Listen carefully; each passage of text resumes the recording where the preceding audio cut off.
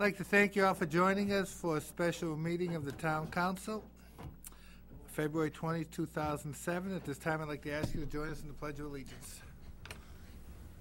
I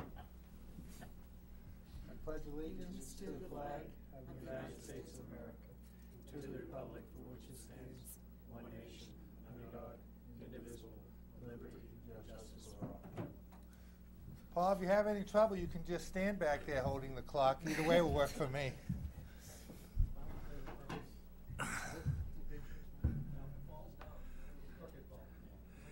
Okay, thank you. What'll be nice is when we're talking to each other on the breaks, we don't have to do one of those things where we're holding down three microphones.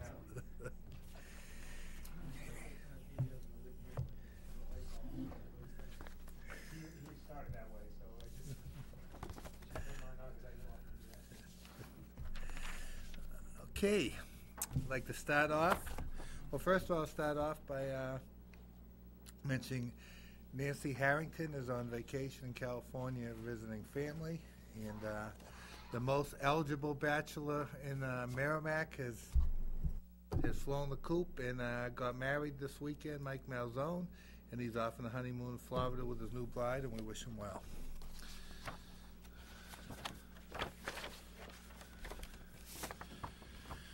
Okay, upcoming town council meetings through February. Wednesday, February 21st, 2007, tomorrow, to Friday, March 2nd, filing period opens for town officials. Thursday, February 22nd, 2007, 7 p.m., regular council meeting. Excuse me. And Monday, February 26th, 2007, deadline for posting warrant and budget. State news, the New Hampshire Department of Transportation will be holding an informational meeting to discuss the Circumferential Highway Northern Segment on Wednesday, February 28, 2007 at 5:30 p.m. at the Hudson Community Center, 12 Lyons Ave, Hudson, New Hampshire. The discussion will include the need for the northern crossing of the Merrimack River, the problematic section along the public water supply, Pennachuck Brook, possible reductions in the scope of the project, and the availability of funding. Events, the Merrimack Parks and Recreation Committee and Parks and Recreation Department have scheduled the 15th Annual Winter Carnival for Saturday, February 24th from 10 a.m. to 3 p.m. at Wasserman Park. On Wednesday, March 21st, the Merrimack Parks and Recreation Department will sponsor a bus trip to the New England Spring Flower Show at the Bayside Expo Center in Boston. The bus will depart from the Wasserman Park parking lot at 9 a.m. and will return to Merrimack around 4 p.m. The price of $32 includes bus transportation, your ticket for the show, and driver gratuity. In the event of low ticket sales, this trip may be canceled and a refund would be sent. For more information about either of these events, please call the Parks and Rec Department at 882-1046. Acknowledgement, I'd like to thank the Merrimack Village District for providing us with water this evening.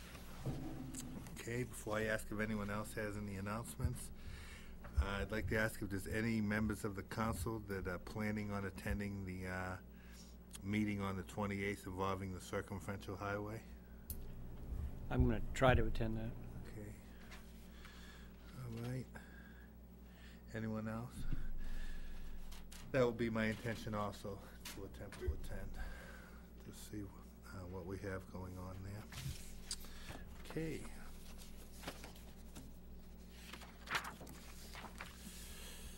Any other announcements? Recognitions, resignations, and retirements? None. Appointments? None. Comments from the press and public?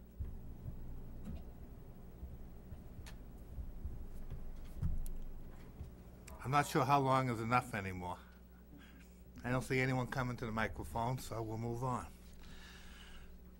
Public hearing. Proposed municipal bonds and notes submitted by Chairman David McCray. The Town Council will discuss the proposed issuance of municipal bonds and notes in the amount of $1,708,000 to finance drainage improvements. This hearing is being held pursuant to the requirements of New Hampshire RSA 33(8)(a)(1). Ed, at this time, if you could come forward, I will call the public hearing open at 7:08 p.m. Sorry about that.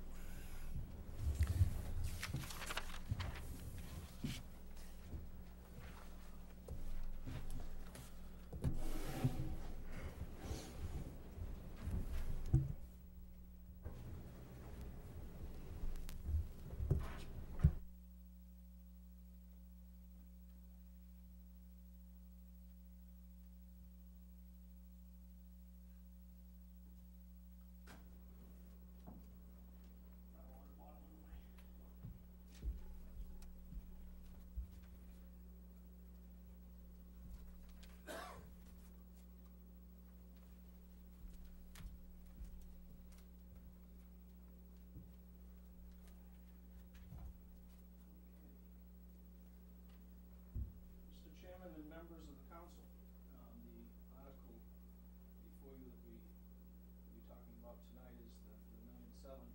Hey, can I jump in real quick? Sure. Can everyone see that okay with the lights on? Yeah.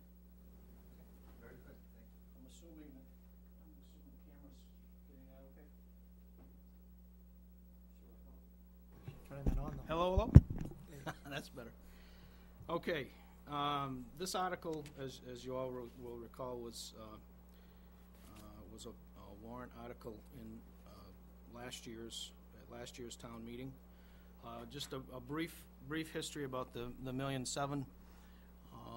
A couple years ago, or a year and a half ago, as we were getting ready for budget, preparing the warrant articles and finalizing budgets, we looked at the 6-year capital improvement plan. We had a half a dozen projects that were related to drainage. We looked at the costs of those projects and thought that it made sense to package some of those higher priority drainage projects and put them in a warrant article for a bond. I did a similar presentation, as you'll see tonight, to both the selectmen a year ago and the budget committee. It was very well received. We had some input from the public. I'm hoping we'll get some positive input from the public again. Went through town meeting in '06, and this bond article almost passed. We needed a 60% vote. I think we got 56 or 57%, so it was pretty close. Shortly after the vote, as you all recall, we had the Mother's Day flood. We spent many hours at the fire station and weekends and overnight activities trying to stay afloat and can keep things off in operations during the flood. We're still recovering from that flood. We still have some damage that we have not repaired, and I'm sure as we work with Paul and submit the reimbursement request to FEMA, we'll bring back a report on the status of the FEMA funding. But rain, stormwater issues in Merrimack are very much a reality. That was hopefully a storm that we won't see for a long time, but in the course of the 4 years that I've been here, every time we get a major snow melt or runoff event, the phone rings, and we track those calls. We have a whole stack of service requests as a result of stormwater damage to private property, to roads, to roadsides, pavement damage, and the like that occurs because of improper drainage, inadequate drainage in the community. So that's really what we're here for, to again talk about the need for drainage improvements in the town.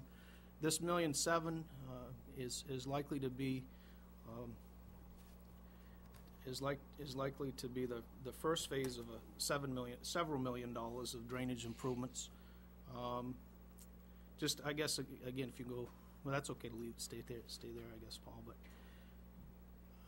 again, in a way of a little bit of background, over the course of the last month or so, Dave Lent and I have met with EPA to talk about the Phase 2 stormwater requirements for the community. Where are we presently?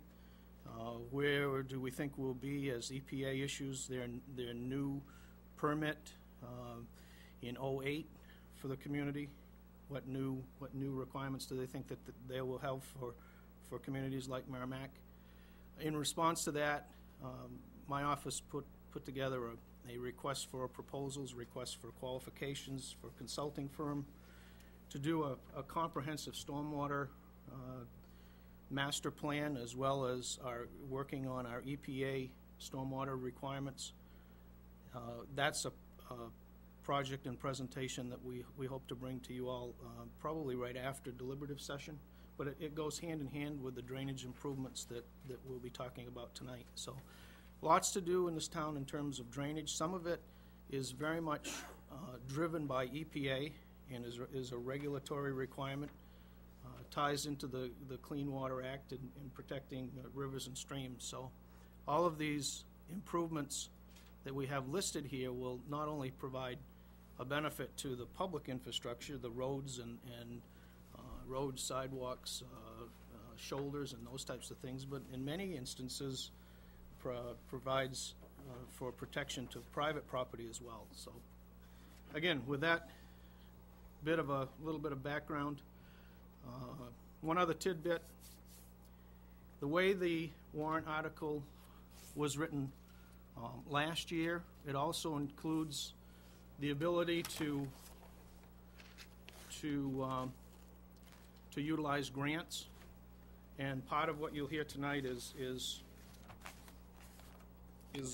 an approach again that we presented last year, where we would leverage these funds with funds for sanitary sewer projects, hopefully some FEMA grants, maybe some New Hampshire DES grants as well, to try to get as many improvements as we can with the value that the bond article that hopefully will go forward in this town meeting. So projects that key projects we had identified last year. Forsythia Drive. Forsythia Drive has some, and I've got some slides that show more details about Forsythia, but what I'd like to do is just go down through this list and make sure everybody understands where these are. Forsythia Drive is a street that's, Forsythia Lane is off Amherst and Joe Allen Drive. Reed's Ferry, what Reed's Ferry really is a section in Reed's Ferry that would include a portion of DW Highway, Chapel Street, and Wheeler Street. This project is one where we would do some stormwater improvements in conjunction with the upgrade of a sanitary sewer system that is at failure. We've had some blockages, bad blockages in the sanitary sewer system up there, and some overland flowage of sewage, which is not good. Woodland Drive is off Babusick Lake Road. There's a section of storm drainage there up to the Hartwood Drive area that is not functioning. We have flooding problems there periodically. Hilton Drive is a road that's off DW Highway north of Bedford Road. That's an area where there is no existing storm drainage. Some cases the roads are flat, and we have some damage to private property at times. Sohegan Drive and Courier, those streets are on the southern side of Babusick Lake Road. Bambi Trail and Silver Doe, again off Babusick Lake Road, just past the new middle school. Pilgrim and Minuteman there's a section, a number of streets clustered in there that are between Turkey Hill Road and Babusick Lake Road. These streets, again, would be part of a planned sanitary sewer extension project. So, again, as we're excavating the street, putting in new sanitary sewer manholes and sewer pipes, makes sense at that time for us to put in the storm drainage improvements and install as many of the utilities as we can under the same contract as the street is being excavated. So I don't know if there's anything you want to say about the bond issue, Paul, or? No, those are just the issuing costs with any bond, legal reviews, other items that are needed to issue a bond once passed. And then the capital reserve funding, that's what we do is we'd ask for withdrawal out of the capital reserve fund for drainage. in the amount of roughly about $180,000. Okay. So if we start with Sauhegan Drive, what you see here is a street that is very flat.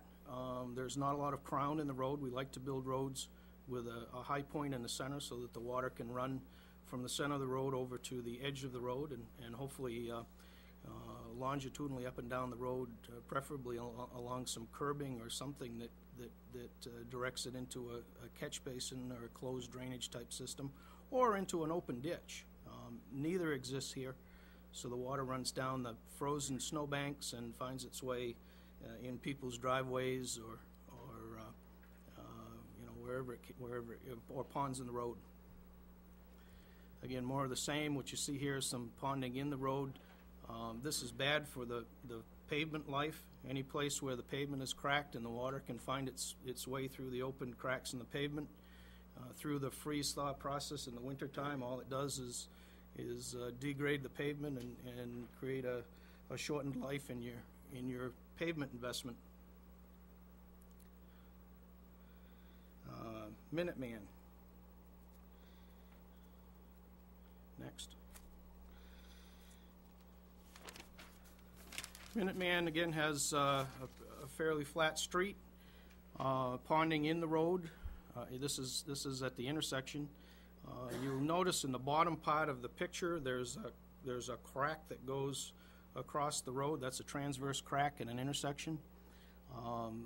In the wintertime, with the colder temperatures, that will have a tendency to open up as the water finds its way in that crack, and through the freeze-thaw process, it'll just break up the pavement. Sure. I wanted to make sure I got the right street in my mind. Minuteman, is that the street that has the big swamp behind it that you can see as you drive? Correct. And this has nothing to do with that. No. The swamp is coming from other sources. Right. Okay, so whether we fix that or not, that will never dry up that area whatsoever. Correct. That might provide a positive outlet for us for a storm drain system, and that's part of what we would look at is if we're trying to collect the storm drainage, make the roads drain, maximize the life of the pavement, give the homeowners there, in many of these cases, and you'll see it further in some of the slides, there's obviously high groundwater. And a lot of the folks who live in these neighborhoods have sump pumps in their basements, and they really don't have a good place to outlet their sump pumps, partly because we don't have any storm drainage system in the street. In some instances, the sump pumps, as they discharge, create icing problems in the street, and it's a tough situation for the town. It's a tough situation for the homeowner. Mayflower. Again, more ponding issues. This one is just past the driveway. But one thing to notice here is that the driveway appears to pitch away from the road. A little bit more snow melt or a little bit of rain in a January day, and this water finds itself in the neighbor's driveway, and then the phone rings. Looks like a good place for a catch basin, maybe. Silverdoe.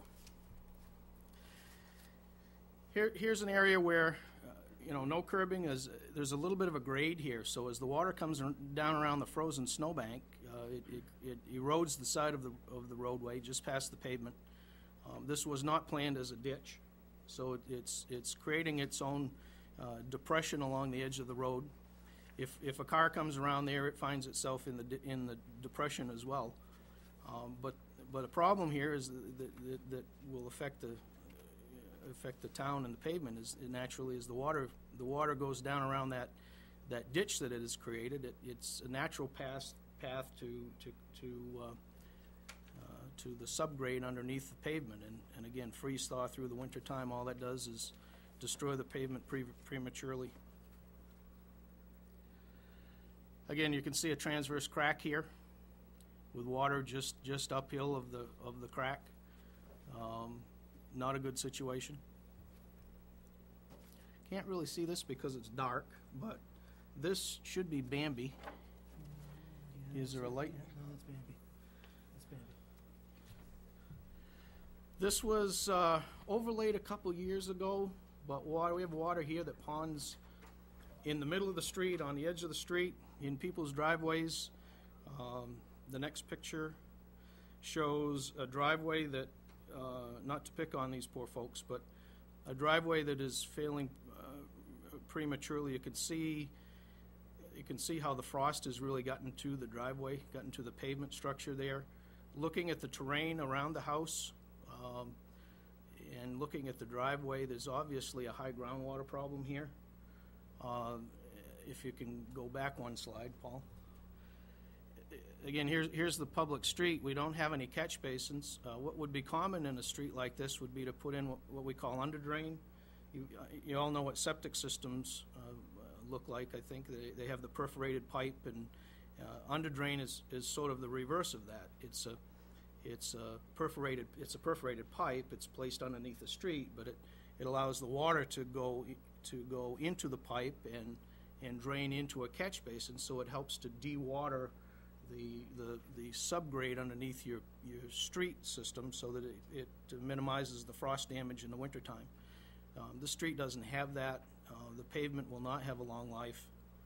This was a thin overlay that was really done in an attempt to provide a traveling surface that would be acceptable. It's that, right. Okay. This is Forsythia, and we're looking downhill, but there's a valley, sort of a low point, sort of halfway down the slide, and then the hill goes back. The grade goes back up the other way. So here we have water that runs from both directions down the frozen snowbanks toward the bottom, toward the little sag in the road here. You can see some water ponded in the road, and also, I don't know if you can make it out, but there's some cracks in the road, both some longitudinal cracks and some transverse cracks that have already developed. At the bottom of the hill, there's a catch basin in the midst of this driveway here, and good deal, Paul. You're good with that. So the water that can find its way into this catch basin, and we're fortunate enough to have a catch basin on the street, but the water that can find its way into this catch basin drains through a pipe almost under this gentleman's car to the backyard. Now, in the backyard, he has a walkout basement, and we discharge our pipe just upstream of his walkout basement, and it's in some cases it can flood his basement. So it's really not the situation that we should have for a drainage of a public street. Here's a pencil I put down, Primex, I think, to give an indication of what the crack width might be. This is probably 1.5 inches wide crack or so in the pavement. You might note the snow that's in that crack, the snow and ice that's in there. That's a typical problem. The water's found its way in there. It started to freeze. I'm sure there's water underneath the pavement that is freezing as well, and the freeze-thaw action will just start the degradation of the pavement. This again is still Forsythia, but frozen snowbanks, one catch basin, long runs of drainage. So we collect a lot of water from both directions and discharge it in the backyard of a few homeowners. This should be Hilton off DW Highway. Fairly flat section. There's a little bit of a hill coming off DW Highway, but then you get into a fairly flat section. Again, this is a pretty good picture of some frozen snowbanks and no catch basins. Some of these driveways pitch away from the road, or they're flat, so people have water in their driveways at certain times of the year that comes right off the street system.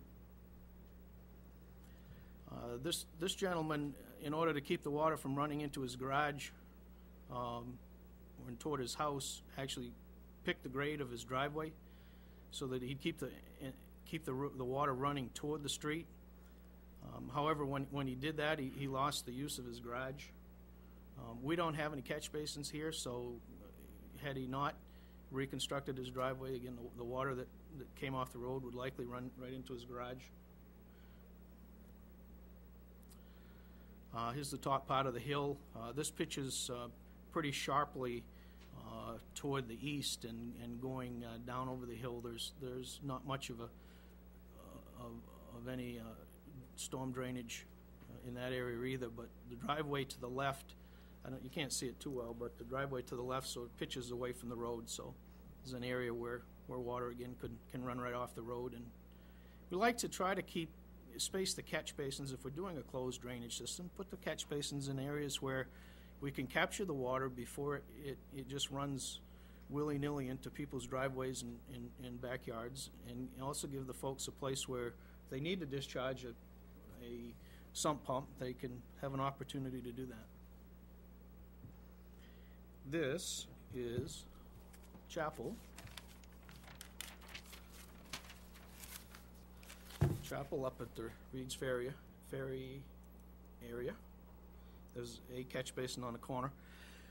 This is looking up Chapel toward Wheeler. Our plans here are to go pretty much up the middle of the street with new sanitary sewer. Right now the sewer sort of runs just north of the church through some backyards and takes a whole host of curves and bends that are really giving us problems. Sure. It's the second time you've mentioned the sanitary sewers. You mentioned them over by Merrimack and Pilgrim. Sure. The money we're talking about is not involved in finding, and I want people at home to understand Good that. point. Good you know, point. because there's many people, if they had the way, everyone would have sanitary sewers. So Right. where you're looking at doing it to save money in the long run, but in theory, I don't want to say they're independent of each other, but this one is a drainage project and one is another project that's been on the clock for 30 years. Correct. Okay. And in order to fund these projects, we've actually held up the construction of the sanitary sewer, waiting until we had enough money to do the storm drainage at the same time, because it didn't make sense for us to just spend the money on the sewer and then in 3 years or 2 or 3 years hopefully have enough money to do the storm drainage. It makes sense while the road is excavated and we're putting in sanitary sewer, which is typically a deeper pipe than your storm drainage. Usually down 7, 8, 10 feet or more with the sanitary sewer, where the storm drainage might only be 4 or 5 feet or 6 feet. Again, I deep. just want clarity on that because there was a little bit Sure. of confusion last year on that. I want people to realize the amount we're talking is not to put the sewers in. It's only Right. to take the areas that need drainage help. Whether they put sewers in or not, the drainage has to be taken care of. Good point. 2 separate funds, but we can leverage them together and really create some efficiencies. Thank you. Anyway, our plan is to tear the street up, put in sewer, and there is some existing storm drainage here. It does not function very well. We've surveyed some of the system that's out there. Some of the pipes were laid backwards, or they're blocked and they just don't drain. So it's not a functioning drainage system.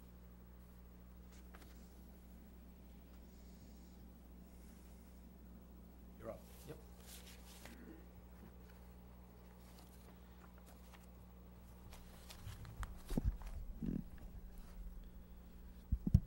As we said, the bond amount's $1,708,000. We're proposing a 15-year term for the bond. When we look at road construction and how long a properly constructed road would last, it's roughly a 15-year period. Any longer than that, we might get into the point where we're paying for some of these improvements and we have to relay the road, so it didn't make sense. Estimated interest rate right now is about 4.75%.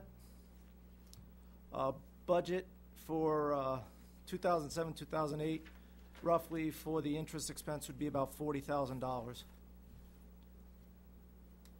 The budget for 8-9 would be $192,000. That would be the highest budgeted amount for this bond. Usually in the second year is the highest because that's your first principal payment and the highest interest you'll pay on the bond.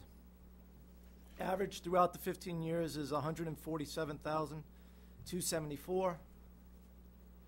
Total interest cost for issuing this bond would be roughly $648,000. Tax bill in 2007, 2008 would be $5. That is based on a $250,000 home.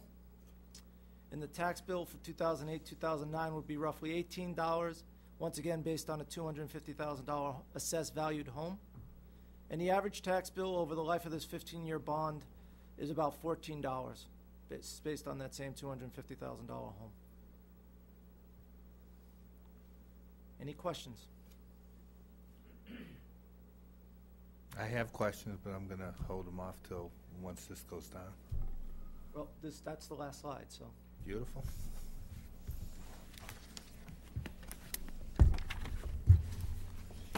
I got a couple of quick questions or statements to make, and then I'm going to begin on Tom's side and work our way around the table. I'm going to begin with Tom's side and work our way around the table, and then we'll open it up for public comment. And Keith, when you're having them fix the spelling on Finley's name, if they could also take care of Nancy Harrington's, that'll work. Okay.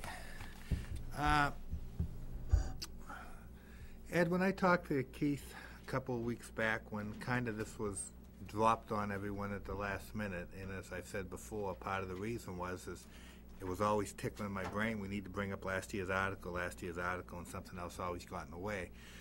But one of the concerns was the amount of time to give you time for the presentation and for the planning and the long range. And so this is a preface and a statement, so it doesn't look like I'm slapping you with a wet noodle. You did a great job, and it's everything we want. But long term, I don't want specifics, but I like to speak conceptual. Because as human beings, this isn't like you're talking about fixing drainage on DW Highway or Babuzik Lake. You're talking about neighborhoods that I may or may not ever go into the rest of my whole life. And it really don't affect my quality of life at all. So what I want to, but at the same time, I live in my little neck of the woods where I think I have some drainage areas that, although they aren't overwhelming, over the course of years, they are certainly going to get a little worse. Again, the flood wasn't a normal thing, but for the first time ever, our area had flooding in our homes only because the street couldn't make it up. But the point I want to get to is I'm not looking for specifics per se, but is it a reasonable expectation for the people of the Merrimack, as you had said, this is part of a long-range plan, to expect there are going to be different levels on that? And if in reality I want someday people to come down to Trowbridge Drive and correct my area long term, it's never going to happen until the worst happens. In other words, that's in a nutshell. In order, this is our worst areas, and many people at home have areas too, and they're going to get worse because, again, a town is something that the infrastructure has to be worked on, as we've talked about, and as a council, and which I shouldn't say just Tom and Finley, because everyone has championed it, but mentioned we have to reinvest. But what people have to realize is, if you don't see your street up there, that is not to say it isn't part of the plan. And I wonder if from 50,000 feet, if you could kind of say what your expectation would be if this passed, when you would possibly see another round going, and how you see it affected. Because I want people at home to realize this may not affect your street tomorrow, but this affects the long-range planning of the town, so that in the end all our streets can always be somewhat up to par. Absolutely, and that's a very, very valid point. What you heard tonight, again, was sort of a regurgitation of last year. However, in preparation for last year, I took a few minutes and I went through some of our service requests, some of the phone records that I had following rain events, and I probably have 35 streets where people had called in and said, Ed, I've got drainage problems, I've got flooding problems, I've got water that's running down my driveway that has been ongoing for years. And as we went out and investigated it, we really didn't have, there's really no place to get rid of it. In some cases, we can put some curbing in, and all that does is give it to the next person downhill. And that's not a solution. So what my office did last month is we put together a request for proposals. It's a multi-phased project. We very much look forward to presenting this to the council, but it goes hand in hand with the bond article that we talked about tonight. It's also very much connected to the EPA requirements that we have that we expect to change for 2008. They're not going to get easier, they're going to get tougher. We had 5 consultants. I'll just give you the 20-second version. We had 5. Give me the 30-second if you have to. I mean, this is, we need the people to understand. Absolutely. This is long range we're looking at. We had 5 consultants respond. This is one of them. This is what their response consists of. 5 consultants responded to our request. We shortlisted, we interviewed the top 2 consultants. We hope to make a selection soon. We will refine their work scope. There's some things that we want to add, some things we want to take out, so we want to tweak their work scope, and we'll bring a presentation to the council. Some of this funding we already have in our highway division under the EPA stormwater, because I forget the budget number, but we already have some funding that we have every year in our highway budget to provide for the EPA Phase 2 stormwater work that we need to do.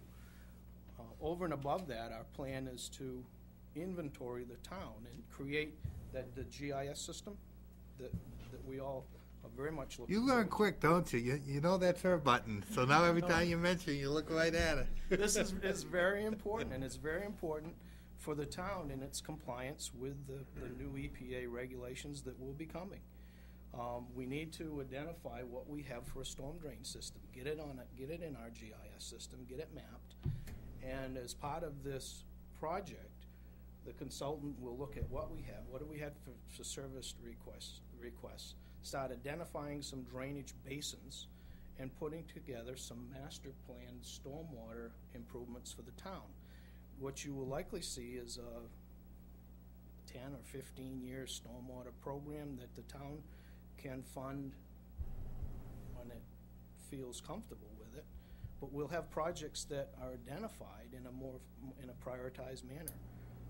What the projects that we have for this town meeting are really drainage projects that have been around for a number of years, and we continue to get calls about these areas. But our plan is to bring forward to you folks more of a master planned approach that will dovetail into the 6-year CIP program, and will it'll position us for the new EPA regulations. So it's a very important, what we have for this town meeting is very important, and the $1.7 million is a very important part of the bigger picture. Okay, to use the analogy, Ed, of let's say keeping up your lawn, you don't keep up your lawn at all. At a certain point, finally something has to be done, and you have to come in and you spend big money to get the initial stuff done.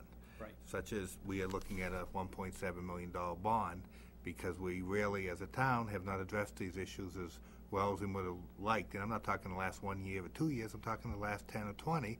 It's always tough to reach into the pocket. But in reality, once we do that, my question is, as we go down the list and go to step B and step C, do you see part of this stuff being done through our capital improvement program, or do you see us coming up to the people every 3 or 5 years looking for another $2 million bond? I think we'll know a whole lot more after we do the study, and after we get the existing system logged onto the GIS. What that will also do is help us as the plans are being submitted through the planning board process. We'll hopefully be able to work more proactively with developers and say, look, we've got a problem in your neighborhood. You're planning on developing 50 houses, but we've got a storm drainage problem in the street. You need to put some storm drainage improvements in your development.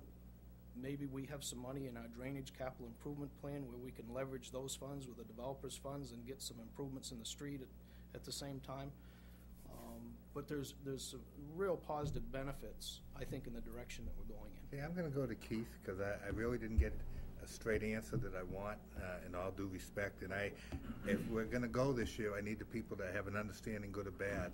And the question is, and I'll relay it, is we're not going to get any project done until we go and bring in the people to redo the mess in our front yard.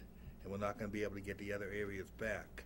My question is, do you think realistically from what you've seen that it is a reasonable expectation to think that once we get the first $2 million done of our trouble, that we are going to be in a position to be financing other improvements down the road to people without asking them to dig into their pocket and do it through capital reserves and, as Ed has mentioned, through future projects? Is that a reasonable, unreasonable expectation for people? In other words, that level 2 may happen without a bond. The level 2 may just happen as we get rid of the major clutter issues, per se, that we'll be able to move down there. Or am I simplifying things? Well, again, come back to what Ed said, I guess you can certainly budget for it in the general fund through an annual appropriation, depending on how much money you want to appropriate on an annual basis to deal with this issue. Budgeting $100,000 or $200,000 on an annual basis to deal with some of the drainage issues in town that this bond will address is not going to satisfactorily address the remaining drainage issues throughout the community. So you don't need to bond if you chose not to. But I do think you're going to have to make a significant investment on an annual basis. And again, we're talking step B, level Yes. B, not the streets that we saw before us today. But my impression is, and maybe I'm wrong, is that you've got a handful of streets that were identified this evening. There's probably a list 10 times that long of other streets that need similar improvements. So once you address the overall drainage improvements of the town, you can certainly maintain those by an annual appropriation. My experience has been coming from a community that spent $20 million to reconstruct roads and not anywhere near being done yet.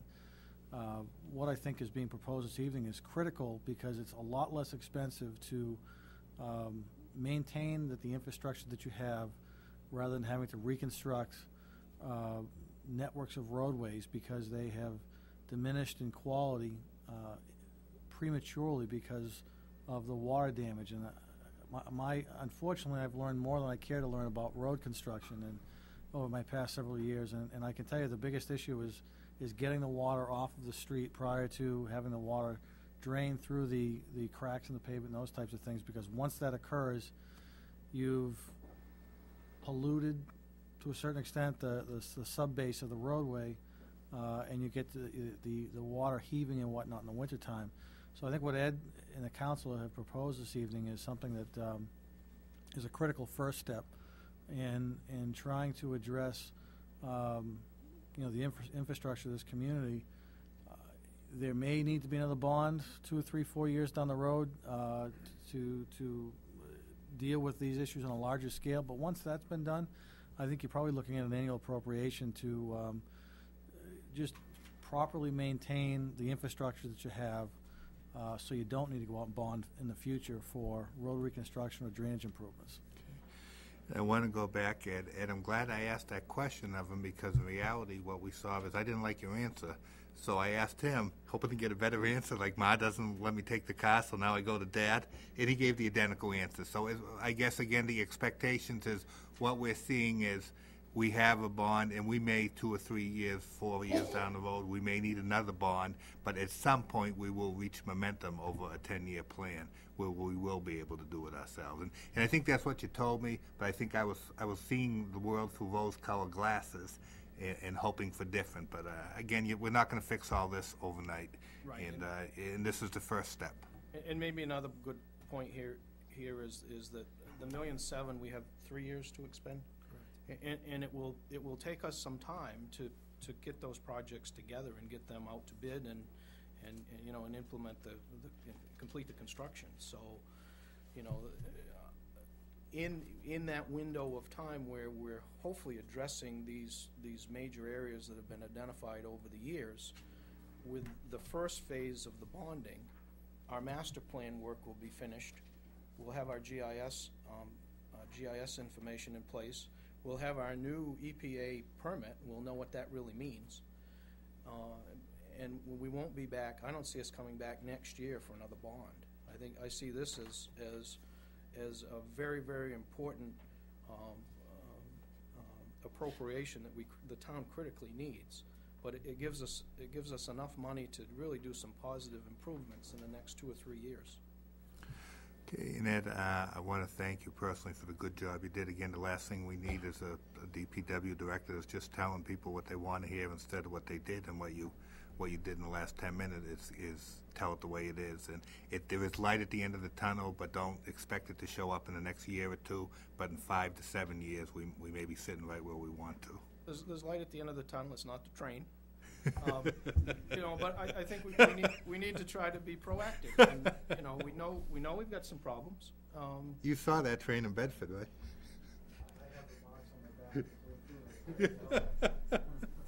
Yes, Ed. I think you all know what Public Works in particular went through this past summer. Rebuilding the 500 feet of sewer that we lost, Bedford Road, Wire Road. I'm hoping that we can apply for and receive favorable consideration for some additional FEMA funding to hopefully do some improvements to roads like Wire Road and maybe Bedford Road, so that we'll prevent those flooding events from occurring again. Hopefully we won't see a 12-inch rain event, but who knows?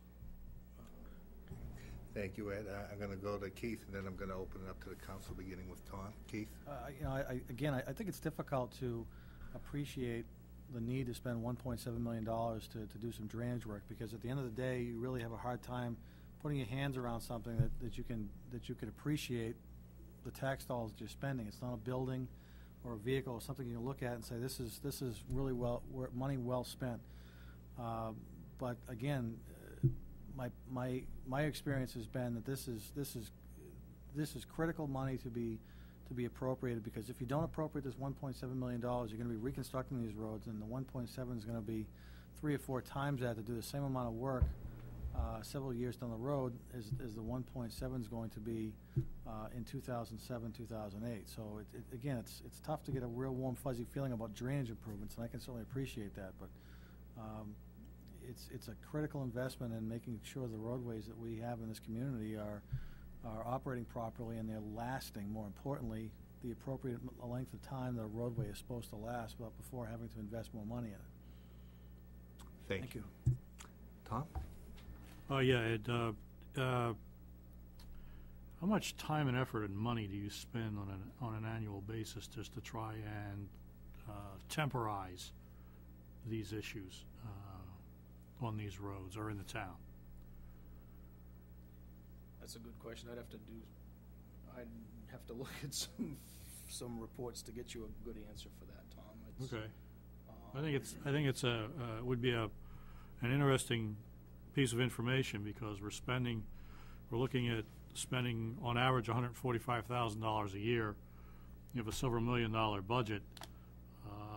It would be my guess that you're spending at least that, maybe more, just to try and fight fires, as it were. It's a bad analogy, but you know what I'm talking about when you're trying to deal with situations as they crop up, like you get in front of my house. And Tom's, yeah. when that area across the road from us washes out on less than 12 inches of rain. Right. Okay, and I don't know how much time you spend out there trying to clean that up, and the next time it rains, you're back there doing it again. And we need to get beyond the Band-Aid approach and get into an approach where, if we're doing some corrective action, it's something that will last. Unfortunately, we try to solve the problem, and we've got so many of those areas. We had barricades on top of catch basins for months after the Mother's Day flood, and it just, we just made a list, and all summer the folks picked away at repairing those damaged structures.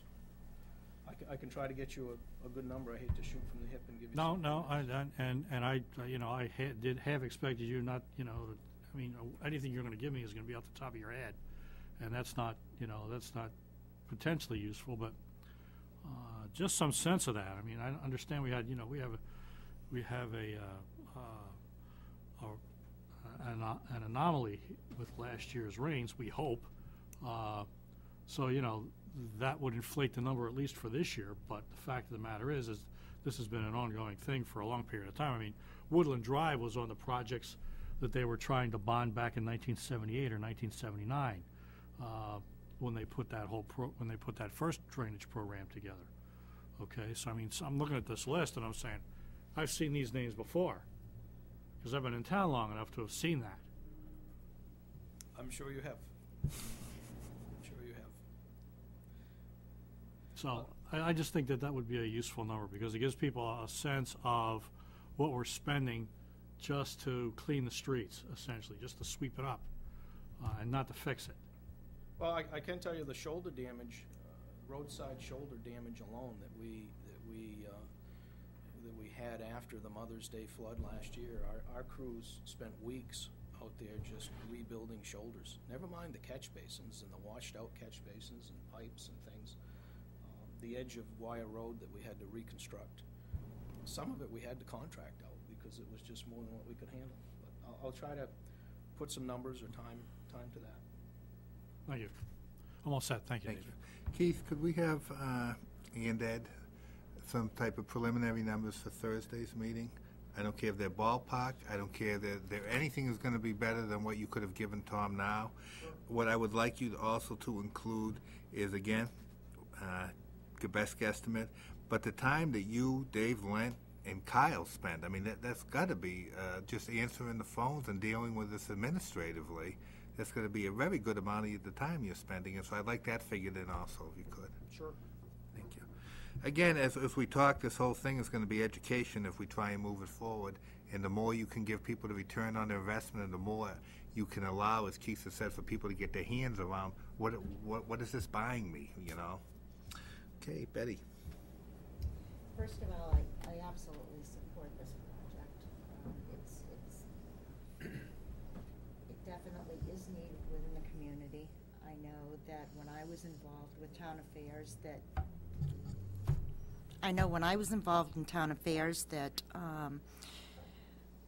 there were many days that I was out looking at these problems. I mean, the names that were listed on your presentation were certainly not unfamiliar to me, along with, I'm sure, a lot of names that you had in the list that you held up. I would think that on a regular basis your department would be praying to Mother Nature, Don't give us any more rain because it's just not going to, it's not going to hold up. Mm-hmm.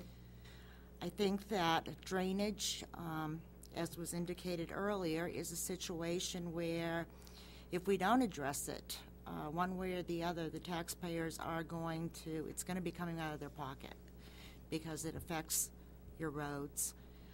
It can affect sewer and so forth and so on. So all of those things, I believe, work hand in hand, and I think that we need to start putting the money away and accept the fact that we're going to have to spend money to start somewhere to get these projects underway. Someone indicated money for positive improvement, and I think that was you, Ed. And I definitely concur with that comment.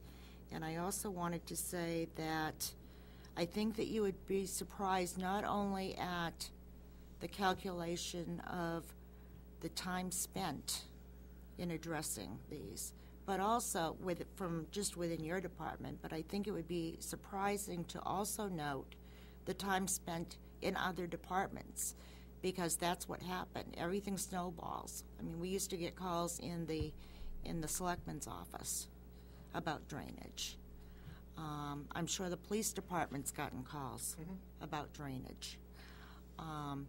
So it is a severe problem facing our community.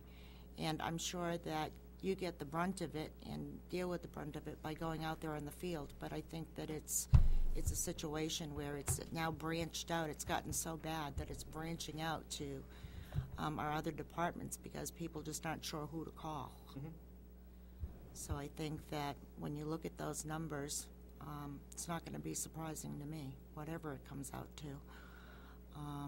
And I think, like I said, it does branch out to other departments, and I think they can attest to that also. So I'm hoping that the voters of the community will support this year. It's much needed, and I urge everyone to consider the investment for the future. Thank you. Thank you, Betty. Tom? Thank you. There's a couple of issues that there's been mention of using a capital improvement program to try and fund a project like this in the future, and I'm afraid that you're going to spend 5 to 10 or 15 years trying to accumulate 1.7 or $2 million or something like that at $150,000 a year. Meanwhile, people have been paying that $10, $15, $35, $45 a year in taxes to put that money into a savings account and gotten absolutely nothing from it. By bonding it, we're getting the work done now. We're paying for it as we reap the benefits of having the improved drainage issues. And while it may not be, as has been pointed out, everybody's house that gets improved, the more that we do get done, the better chance that your house is next, if in fact you're having drainage problems. So I strongly encourage the bonded project. It's going to cost us the same amount one way or the other, except that if we bond it, we get it done now.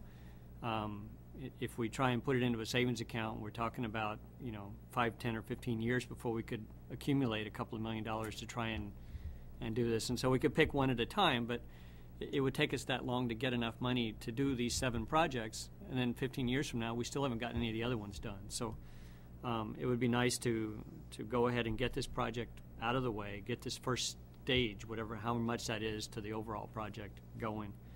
One question I had, though, you talked about bids and stuff like this. Would you be able to do any of this work within the DPW, or would this all be contracted out to subcontractors to do the work? We would need to contract out some field surveying. We do have some two-foot contours, and the first layer of our GIS system that has some really good information will save us some costs in terms of developing some maps. Very honestly, what I would do is, what Dave and Kyle and I would do is take a ride over some of these roads and say, what makes sense? What can we handle? When we had our intern, we had an intern for a few months in December, a year or so ago. He was able to put together a drainage design for Star Drive. He put together a drainage design for Natticook Hill. We have some plans for those projects and intend to complete those. We have some money in this year's budget for an intern for the summer. That's really good work for a senior level, junior senior level engineering student with some guidance. So if there's some design work we can do in the office, we would try to do that. Some of the larger areas of stormwater flow, we might need to do some analysis of, a little mini stormwater survey. How much runoff are we really getting from this neighborhood to make sure we size the pipes correctly? Some of those projects we might have to send out to a consultant. So I think it's probably a mix. But we certainly try to do what we can in-house. When we lost the Bedford Road Bridge, the Bedford Road area by Pearson as part of the Mother's Day flood, Kyle put that project together. Dave and I were trying to keep the sewer going and getting We appreciated that. temporary pump station, installed down there at the Watson Park to get the sewer going and other projects. But Kyle pulled that project together and put together enough of a work scope and bid summary so that we could get some contractors to bid on it, and that's one of the reasons that we were able to restore that section of Bedford Road in the time frame that we did. So it would be partly your department doing the work and partly consulting, but the fact that you have PEs on staff that are able to do road design and things of that nature is certainly a benefit to the town. Absolutely. And reduces the overall cost of the project. Absolutely. Thank you. Finley? Thanks, Dave. Thank you, Ed. I wanted to just speak to one specific area, and that's the Hilton area. The drainage issues may have been taken care of already in this site, and I'm not sure, but years ago I remember, I think it's Wood Street, first right off of Hilton, was a major problem. Right.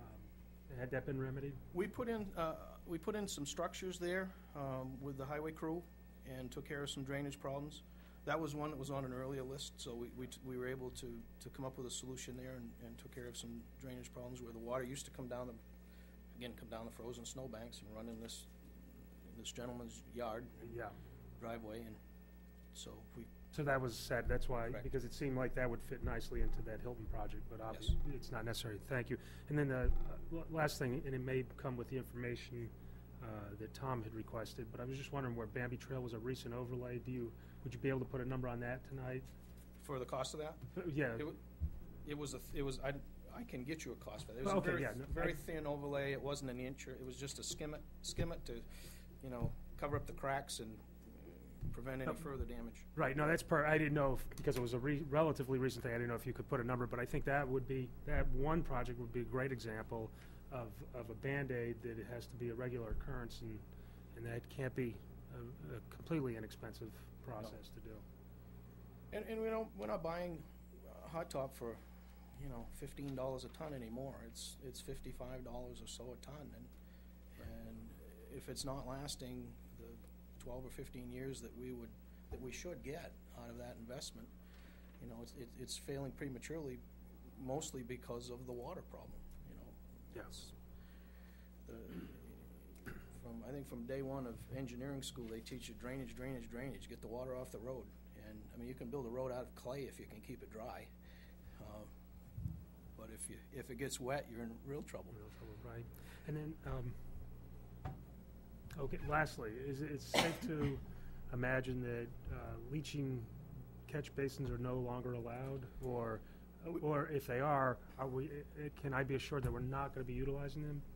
I would hope that we're not putting in leaching catch basins unless we know for sure that there's a really good sand deposit, and we can make sure that they will continue to leach like a septic system, so that you have a receiving layer of soil. What has happened in this town, and we're not unique, a leaching catch basin is a quick fix. You dig a hole in the ground and you put a catch basin in it, and it has perforations in the side of the precast. So as the water goes through the grate and into the precast unit, ideally it percolates out into the soil. That works until you have high groundwater problems, or until the sand runs off the road into the catch basin, and then it goes through the holes in the precast unit and clogs up the drainage path. So then it no longer functions. And people call us and say, my catch basin's plugged. And we say, well, it's plugged because it's a leaching catch basin. It doesn't have a culvert pipe, a storm drain pipe to carry it away. And it has served its useful life. They're a short-term fix, but they're not a long-term, they're not a 20-year fix. Right. Okay, thank you. There are places where you can put them in, again, where the groundwater table is very low. You've got a lot of sandy soil.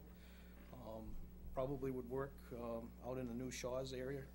We try to encourage those folks to do more groundwater recharge. Don't just take all your stormwater and put it into Continental Boulevard. Get it back into the soil, and they did that. So that's where you can use those recharge systems. Thanks, Ed. Thank you, Dave. Thank you. I'd like to just drive that one home. I 99% heard the answer, but I'm just looking for that 1%. This plan does not include those type of catch That's basins. correct. Okay. We would not. Our plan would not be be included in any of this work that we've talked about this evening. Thank you. Okay, at this time I'd like to open the microphone up to the public.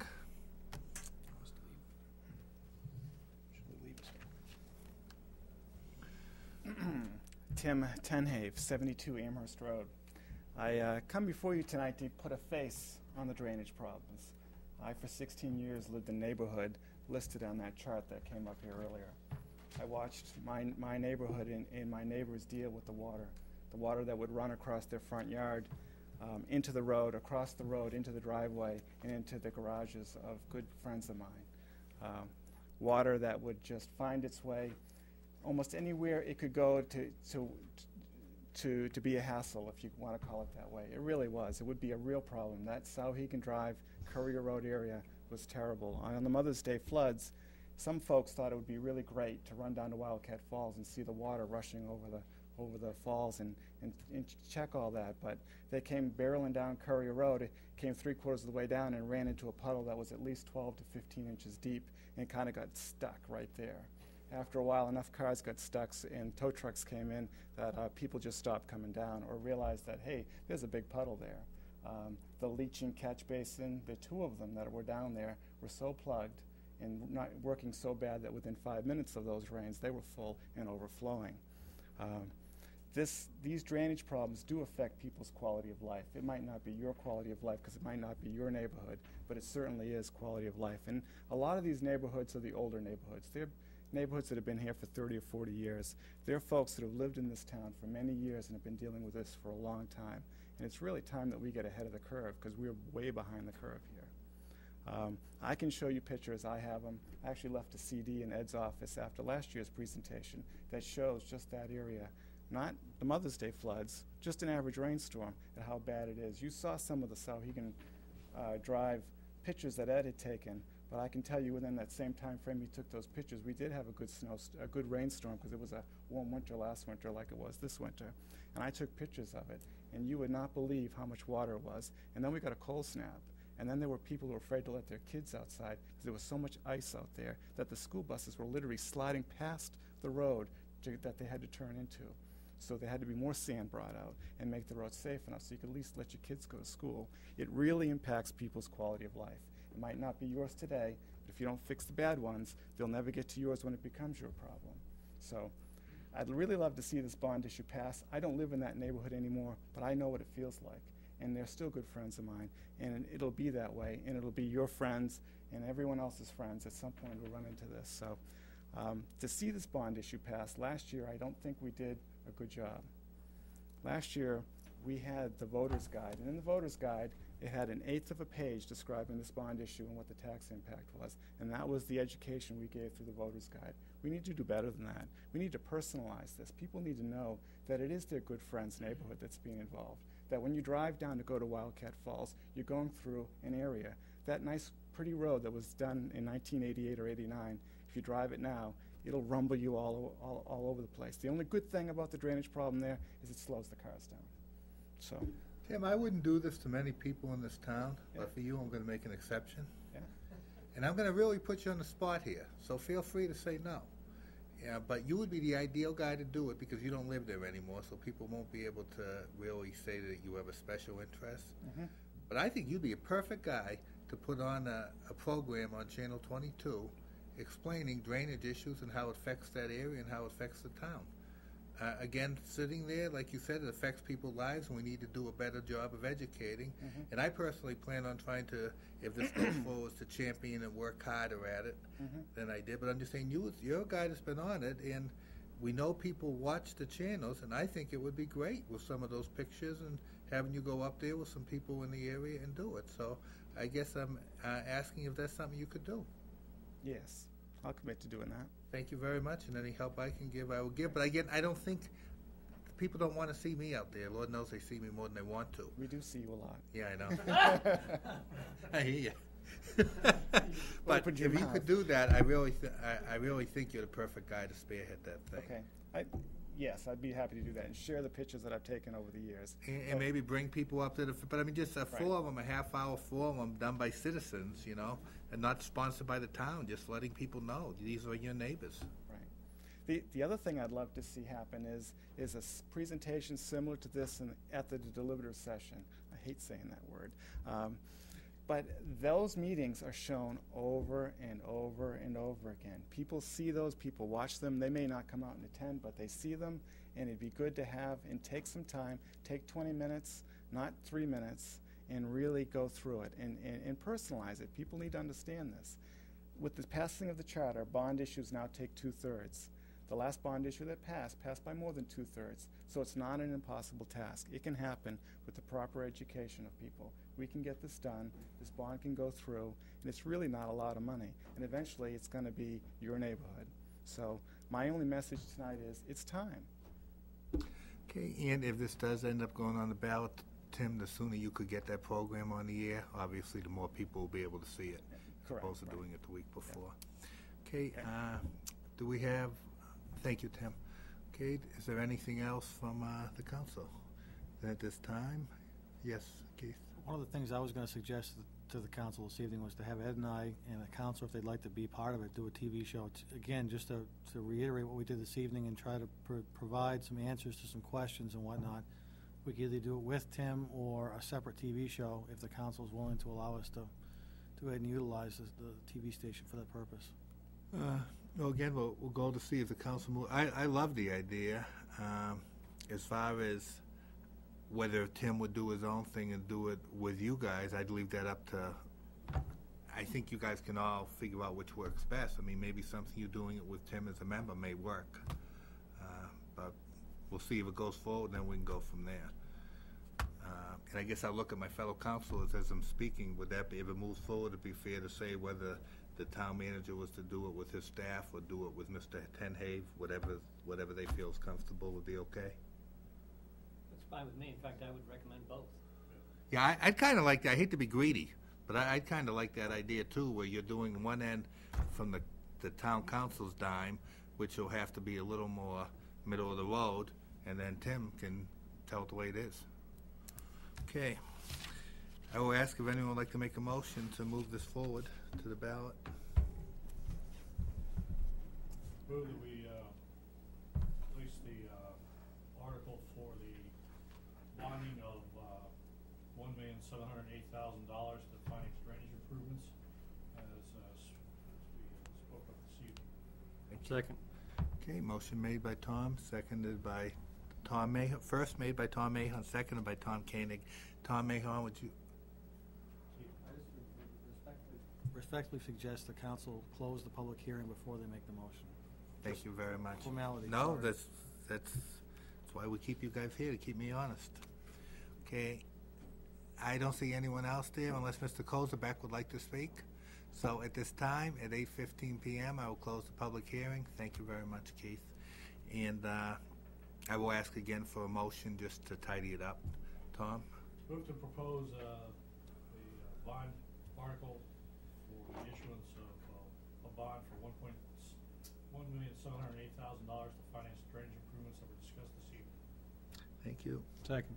Motion made by Tom Mahon, seconded by Tom Koenig. Tom, would you like to speak to the motion? Well, more or less a formality on my part to make the motion. I think this is a needed project and something that I see firsthand. Not at the level that a lot of other people do, but I do see it in front of my house on occasion. And in the long run, we are trying to avoid excessive costs to rebuild a lot of the infrastructure in this town. But I live in a very old house.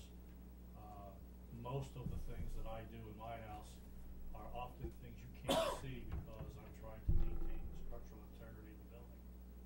And it doesn't look like much, but in order for me to maintain that property in the proper condition, I have to put that time and effort into that infrastructure. We're dealing with a similar situation here with these drainage projects. It's degrading the roads, degrading other properties. It's impacting property values, and it's impacting quality of life. And I think we need to move forward and bring this back to the voters again and ask them to support this. Thank you, Tom. Would anyone else like to speak to it? Tom? I just wanted to touch base and confirm that the motion we're making deals with the 15-year project at the expected 4.75% interest. I mean, that's the anticipation of what we would be bringing forward and the cost factors as outlined by Paul this evening, right? Yes. And I think it's a great idea. Thanks. Anybody have anything else?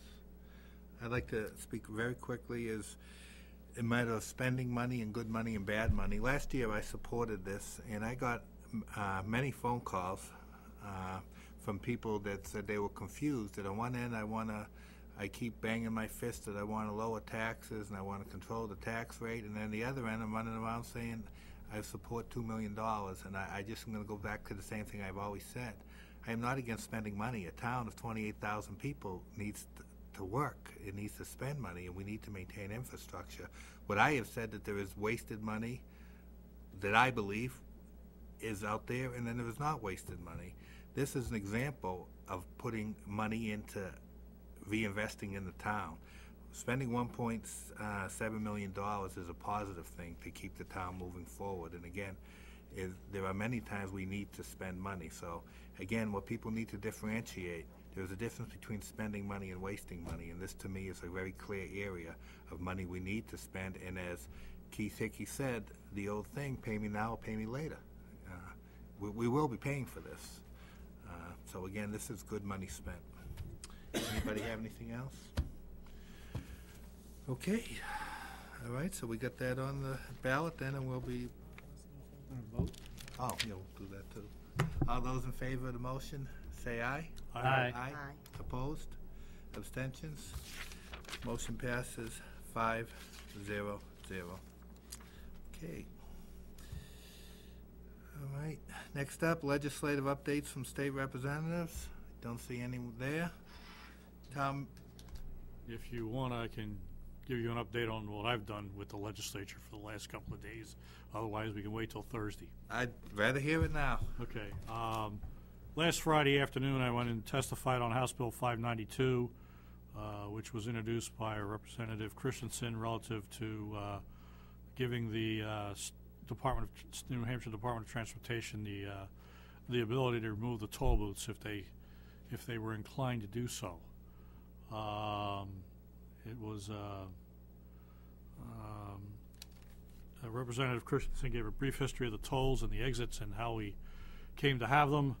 And you know, initially this was to try and it was driven by the desire to reduce the amount of traffic on some of the side roads to get into Digital Equipment Corporation when they were down there. And it was pointed out that over the years the community has essentially become a gated community because of those toll plazas, either southbound or northbound, to get in or out of the town.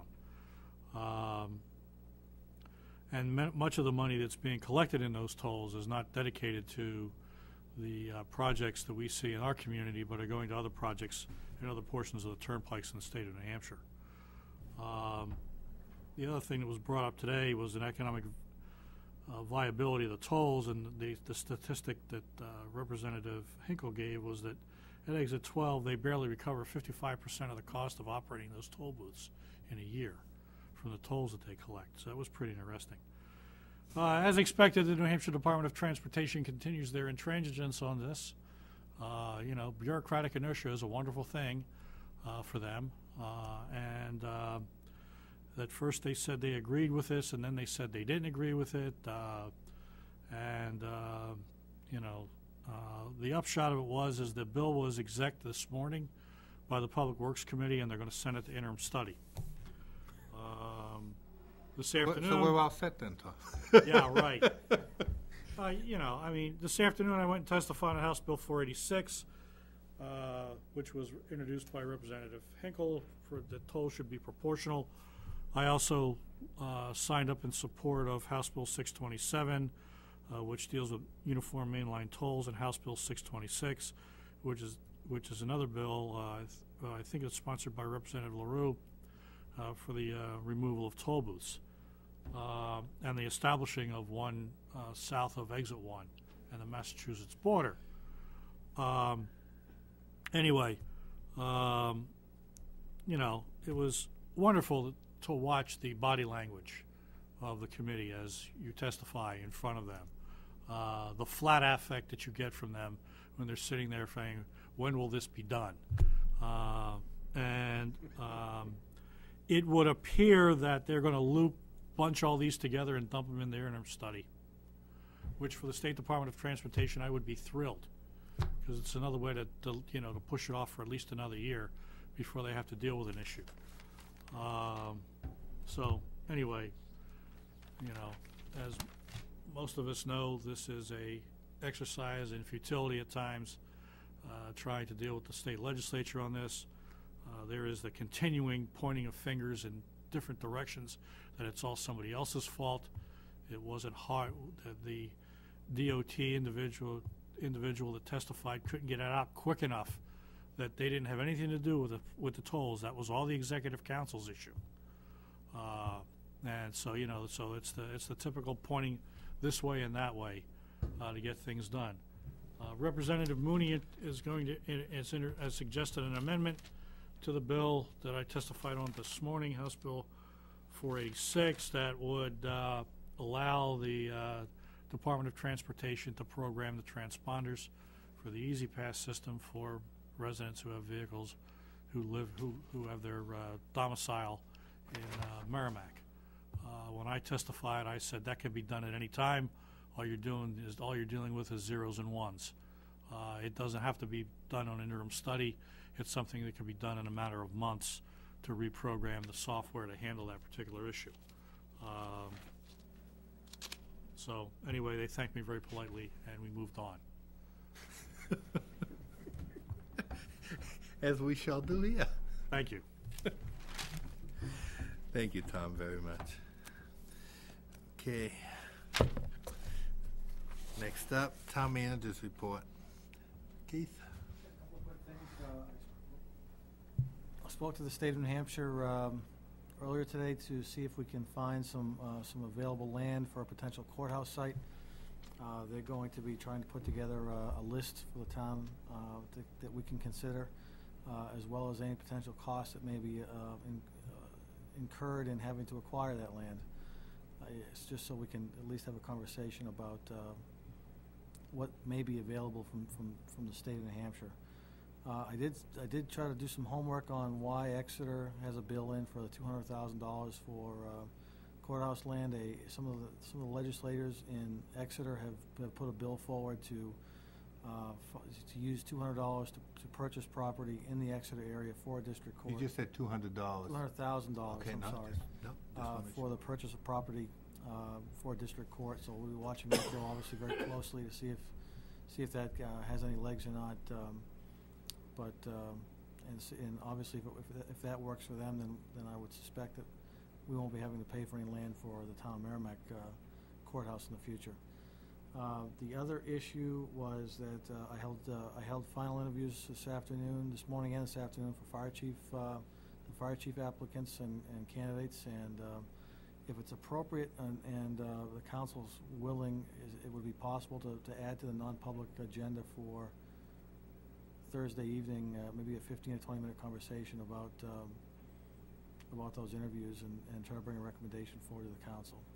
Okay, I would say I'll allow you and Vice Chair Spence to work that out amongst yourself. Okay. That's all I have. Thank you. Keith, on that, if you could get a hold of Representative Christensen and see if he would be available to show up at the meeting Thursday. If he is available, if he has something else going on, it's not life or death. But I'd like to talk a little bit about the Exeter bill, because as I've tried to explain to some of the people that have called me on this, is, we can put in a bill for anything. Sure. That doesn't necessarily mean anything's going to happen. It's easy to put in a bill. And I would like to hear from him just his take on it and the credibility, because at the same time, the same thing I'm hearing is, why didn't we put in a bill? And sure. Again, feel-good bills are easy. It's easy to go around and slap backs. I personally think what Representative Christensen has done is a lot more feasible and real to the people of Merrimack. But I'd like to be able to have him talk a little bit about that bill, if he can. Will do. Okay, Betty. Just as a follow-up to what you reported on state property, I'm a little confused here, so I need some clarification. The state is going to send down to the town what may be available for state property, and then we're going to notify the state whether or not they'd be interested in putting a courthouse here?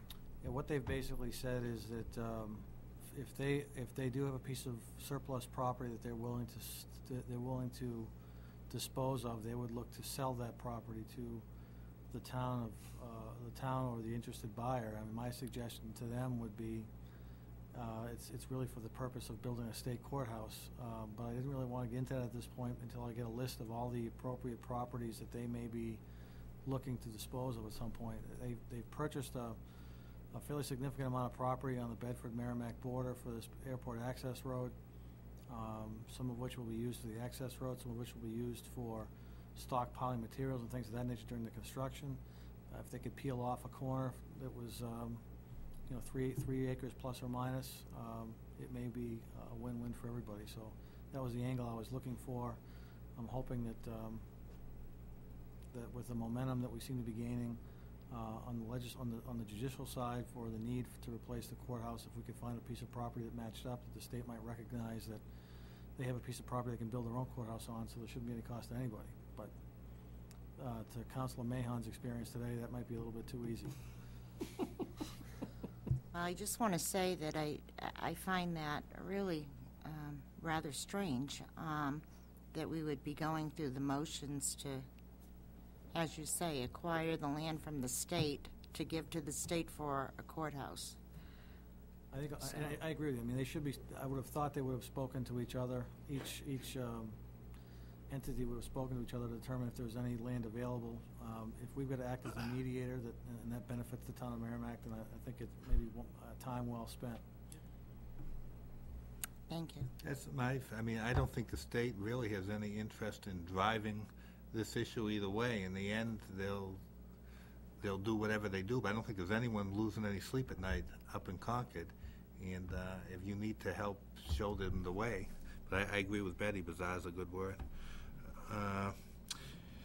Okay, Keith, I have a question. The DES report on Watson Park. I called DES again today, finally. I spoke to DES last Friday, left a message. They didn't get back to me, so I called them again today. And the individual who came down, Mr. Wimsat from the state, put me in touch with another individual who did not get back to me today to let me know when we can expect to see that DES report. So I do have a call into him as late as today, and I do expect to hear from him, I would hope, in the next couple days.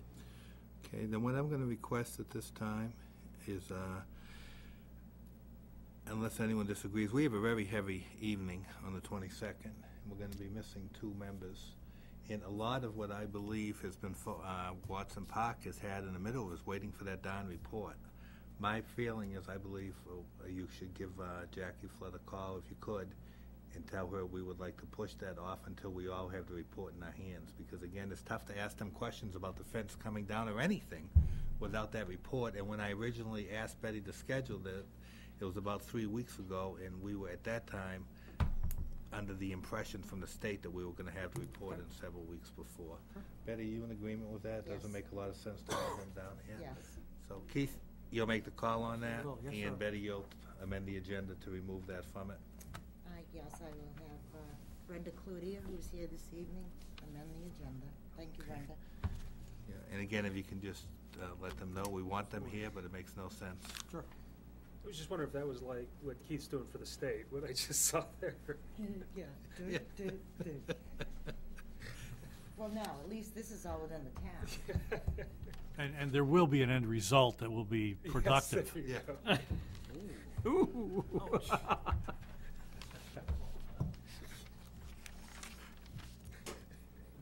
Yeah, the only way the state's going to move on this is if it becomes inconvenient for them to have those toll plazas there. That's the only way they're going to move. That's a cash cow, though. Dave? Yes, sir. I was wondering, Keith, are you talking to land developers in the town that maybe own those 7 different 50-acre parcels that we voted on last year for conditional use permit capabilities for mixed uses, that maybe a courthouse built into some program like that would be a very good asset to Yes, help. Walter and I have had conversations with some of the developers. We haven't received any positive feedback yet, but we are trying to discuss that possibility with them, because I think it can be a win-win for both parties. So we are still trying to work that angle as well. Yes. Okay, thank you. I'd like to leapfrog on that since Tom brought it up.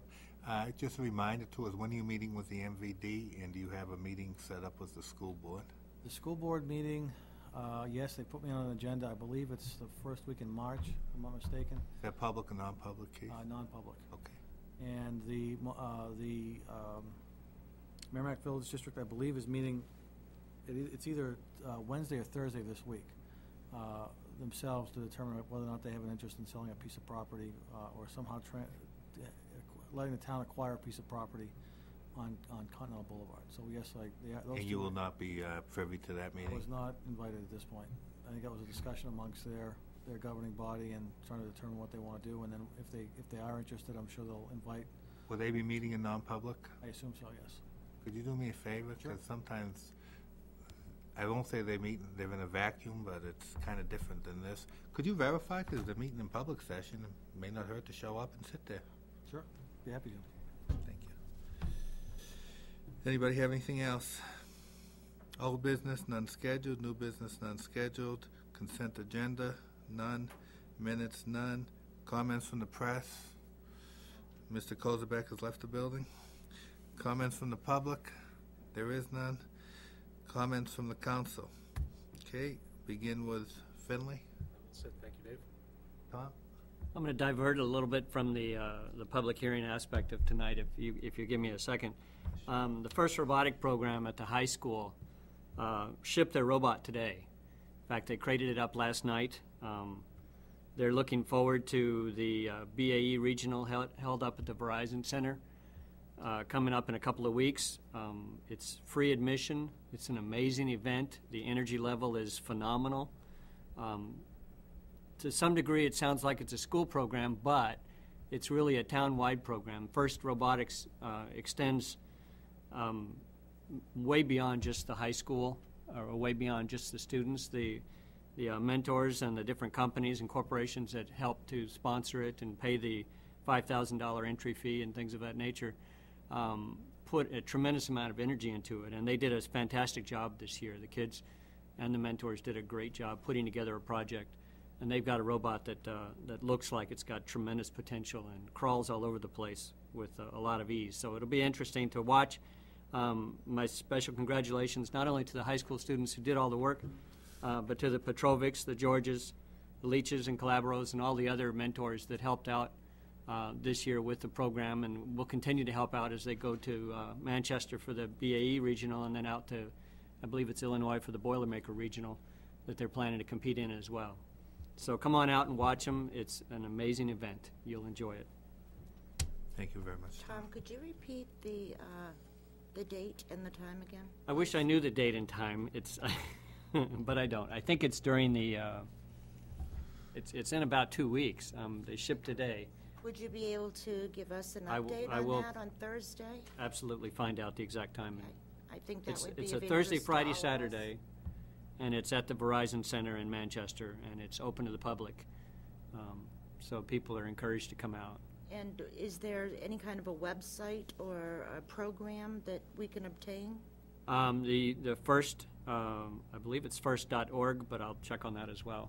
Okay, and you for report the that on general. Thursday? Yes. Thank you very much. Okay, Betty? I'm all set, thank you. Tom? Thank God that doesn't stop me. Long story short, I want to just keep clubbing. The head that I'm going to keep clubbing is on this drainage issue. Again, we are one of the largest communities in New Hampshire. I certainly think we're the top community in New Hampshire, and it comes into, we as a community have been, I believe, somewhat polarized by the skyrocketing taxes that have hit us in last 5 to 7 years. Again, we saw that in what the voters did last year and the library money and everything else, and I think we have to remember, we, as angry as we may be, we have to invest in ourselves as a community. We have to continue growing. We're a very vibrant community, and we're becoming a bigger, more vibrant community as we have some of the biggest projects in the state heading our way with Chelsea and other projects.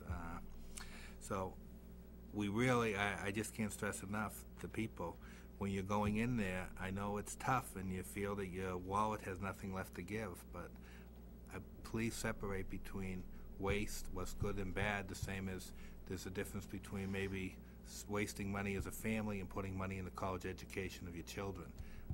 Sometimes it's still not easy to pull the money out, but there's a payback. So again, I hope that people see the need for this. Okay, anything else? I will take a motion to adjourn. Are we going to move to go to non-public? Oh, no, never mind, Oh. never mind. No, do we have, because I have the, I think not. we all set? I think not. Okay, I'm sorry. all right. Okay. Moved. Motion made by Tom Koenig, seconded by Tom Mahon. All those in favor, say aye. Aye. Aye. Opposed? Abstentions? Motion passes 500.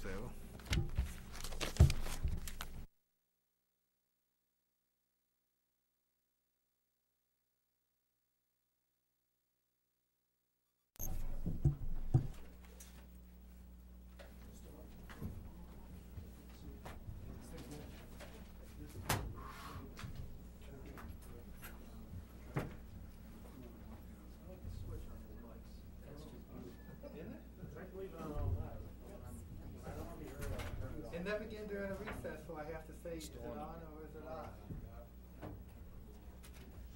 How long have you been town manager? 5 months? 5? 3? Well, that ain't bad, 3 months.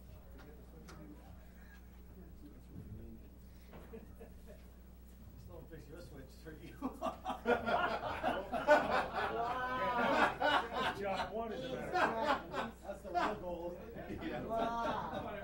We got a year on that. Hope that doesn't reflect on your evaluation. No way I found when it comes to evaluation, whatever I say, people go the opposite.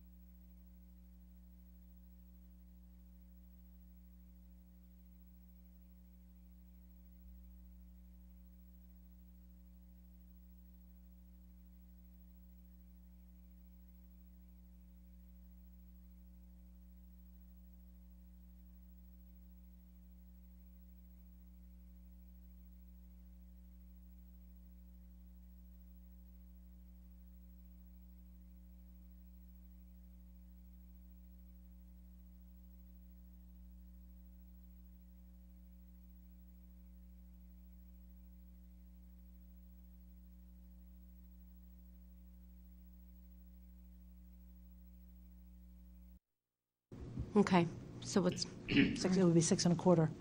6 1/4? Okay. That's it, thank you. But the teacher is not, the art teacher's not teaching every period of the day. They do get a lunch, right? In a prep period? Yes, well, they have a split prep period. We use the attendance period in the morning, and then we attach to the lunch period some time in between classes. They teach 6 periods a day Okay. every Rick? day. I think there's one day a week they teach 5. They do 6 periods. Actually, you reminded me one more thing that came up during the liaison meetings was when we discussed whether or not the position being, one position in your school, One correct? 6th grade position. Yeah, whether or not it could be rolled over and filled into the person could be rolled over due to retirement or somebody leaving, and he said, You mean well, jobs? yeah, it's possible, although we won't know right now because we don't know who's putting in for retirement and things like that. And the discussion did come up during the liaison meeting, you know, the concern to make sure the teachers do focus on their jobs rather than worrying about, you know, whether their jobs are going to be there or not. And that's something that I think is important, that you know, the teachers focus on the kids in the room rather than, you know, focus on the resumes. So, you know, making sure the teachers feel comfortable and you know that people are looking out for them is one of the important things, I think. All set, Rick? Jennifer? How many classrooms in your school?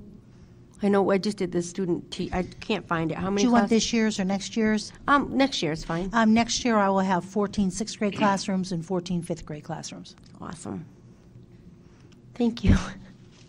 Plus your different specials. Then you have unified arts teachers, all right, music, physical education, computers, world language. Right. But I thought you meant classrooms, homerooms. All righty. Seeing no other hands, thank you very much. Thank you. We will now be reviewing the middle school budget. Liaisons for the middle school were Fran, Rick, and Rod.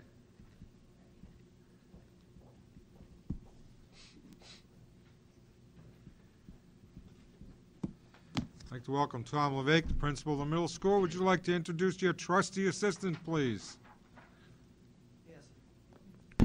Yes, thank you very much. I have with me this evening Colleen Welsh, serving in her first year as assistant principal at Merrimack Middle School. And would you like to have the liaisons go first, or would you like to go first? Might as well follow suit and have our liaison speak first. Fran? Thank you, Stan.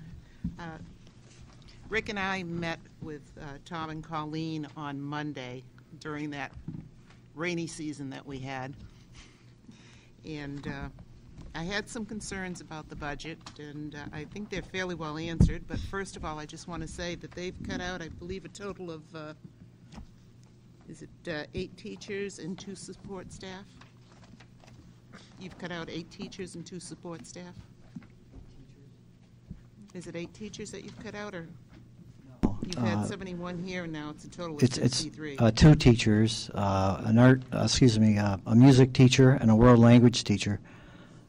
2 teachers. Okay, and then you've cut out 2 support staff also. And there were 2, originally 2 paraeducators. Right. Yep. Must be turned down low. We met Monday morning and had a very nice talk. I only had one concern, and I think it's been answered in the sheet, but I do want to say that they did give us a wonderful tour of the school. It's the first time I've been through that school, and it is just absolutely gorgeous. I sort of wish that when I went to school, we had schools like that, bright, and it was just very inviting for the students. And right now, I'm pleased with the budget, and again, I think Tom and Colleen have done everything that they can with the middle school at this point. Rick? Rick?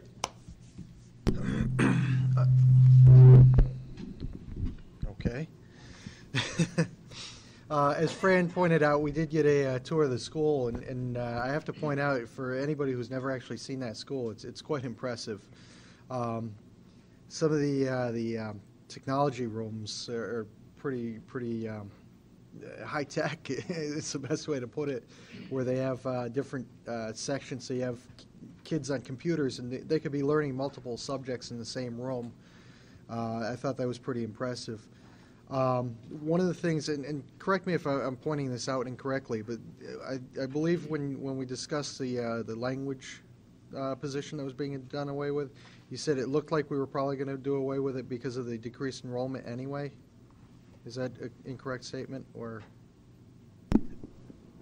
No, I think you were probably referring to maybe the music position, I think. Was it the music position? Yes. Okay. All right. Well, under any rate, you'd pointed out there was a slight decrease in enrollment.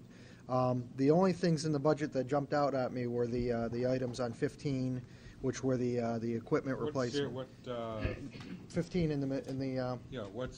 What this is is 8700 series? 8700 series, yeah. Which we talked about the small engine came up, and just some of the equipment being replaced. But and that was some of what we went over during the liaison meeting, was the need for the new equipment.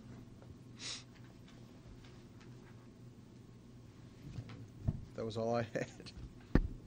Okay, Roy.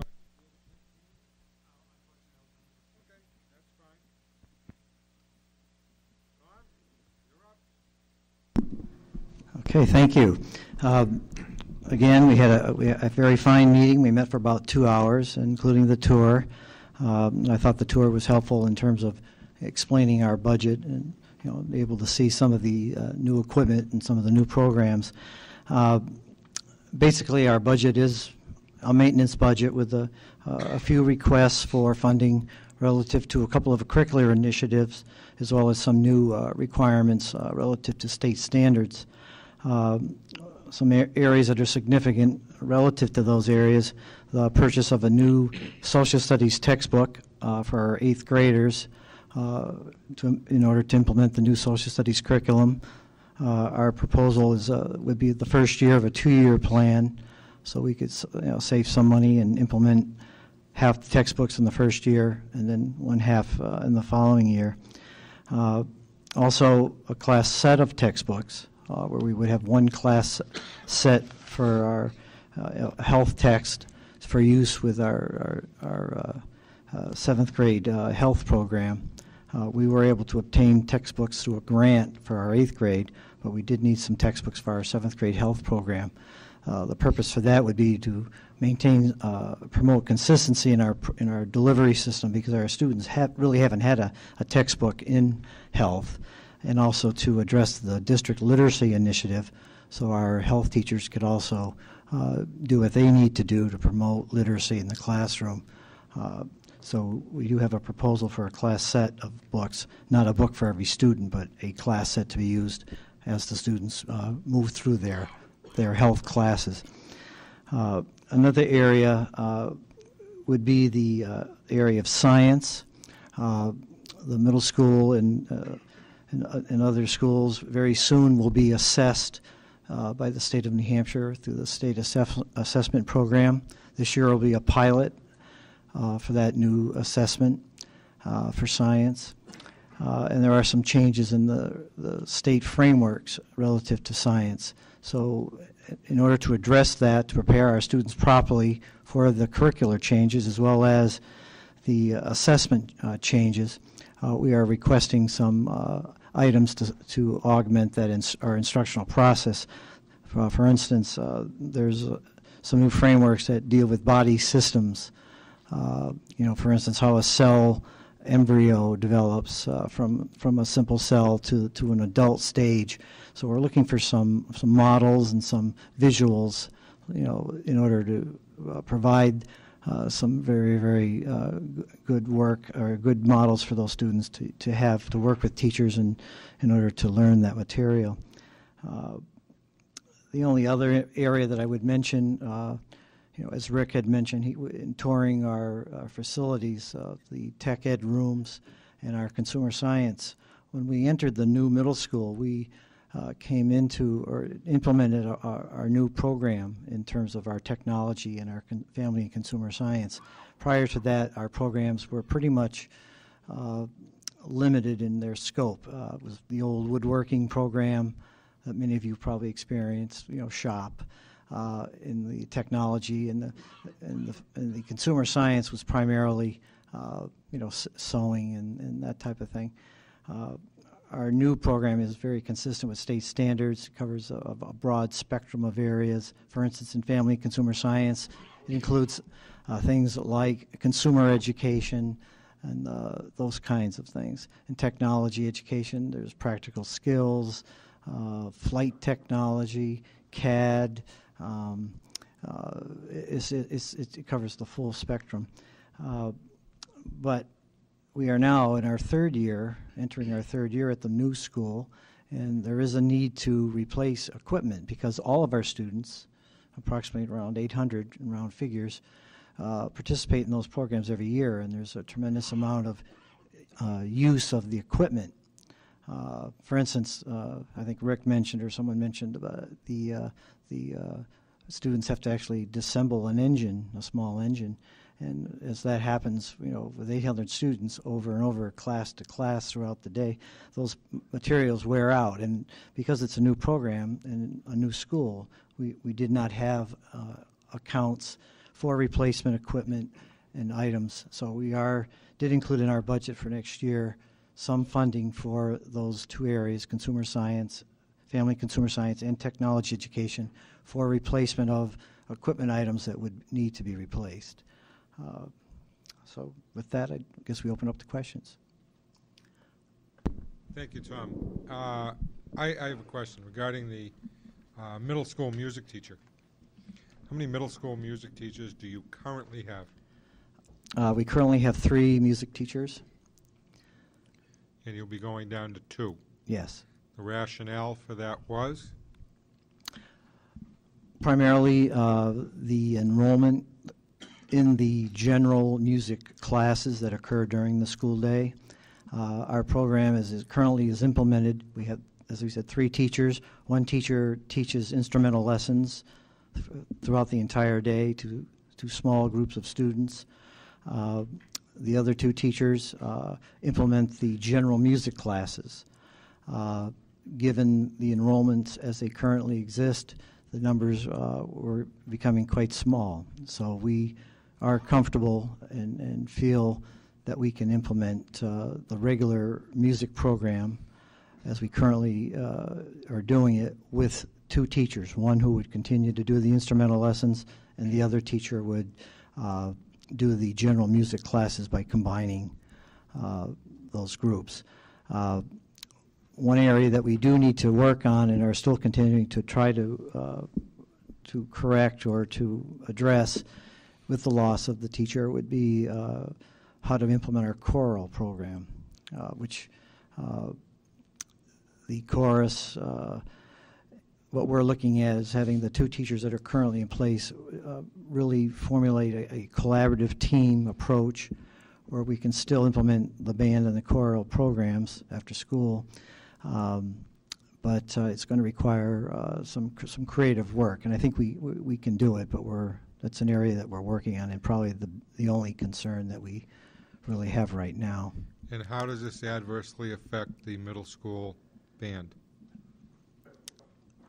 Well, it's hard to judge. I don't believe it would affect the band. The only area of concern right now would be the chorus.